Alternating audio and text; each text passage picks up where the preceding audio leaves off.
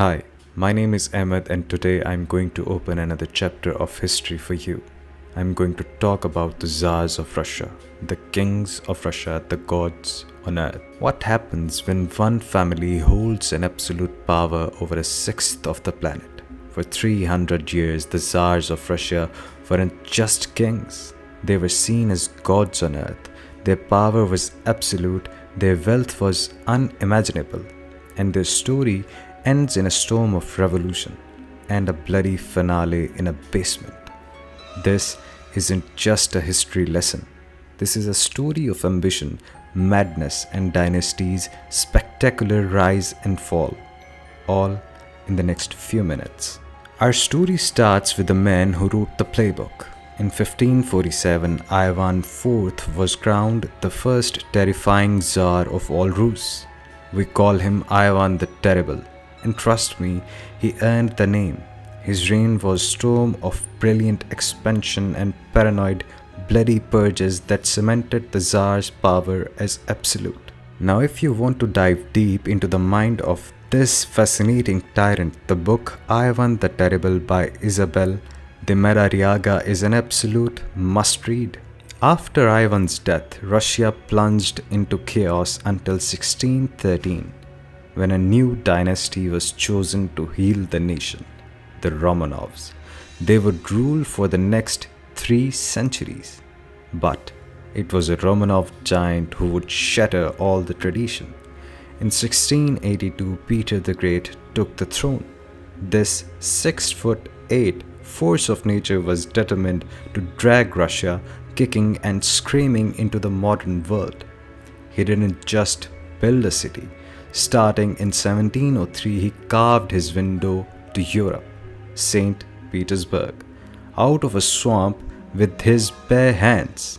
After crushing Sweden at the Battle of Poltava in 1709, no one doubted Russia was now a global superpower. Next up, a German princess who seized the throne from her own husband, Catherine the Great. Reigning from 1762, she was a brilliant paradox. She wrote letters to philosophers about liberty while expanding her empire with an iron fist, annexing Crimea in 1783. Her life was so full of court intrigue, power plays, and the scandals that it's perfect for binge watching. The HBO series Catherine the Great, starring Helen Mirren, is a fantastic and a dramatic place to start. But while the palaces glittered, the foundations of empire were rotting. A pressure cooker of revolution was building.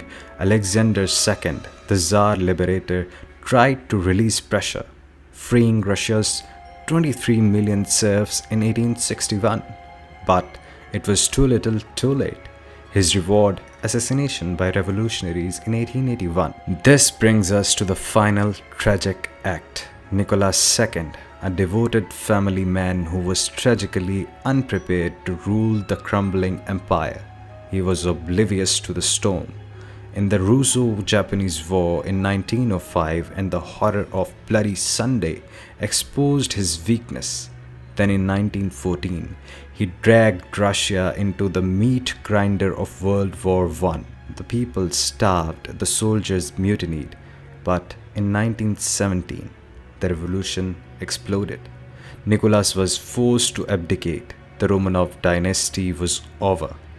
For gripping emotional telling of this downfall, the Netflix docuseries The Last Czars is strongly recommended. Then came the end, in dark basement in 1918, when Nicholas, his wife, and his children were executed by the Bolsheviks, ending the era of the Tsars in a hail of gunfire. So, what's the legacy?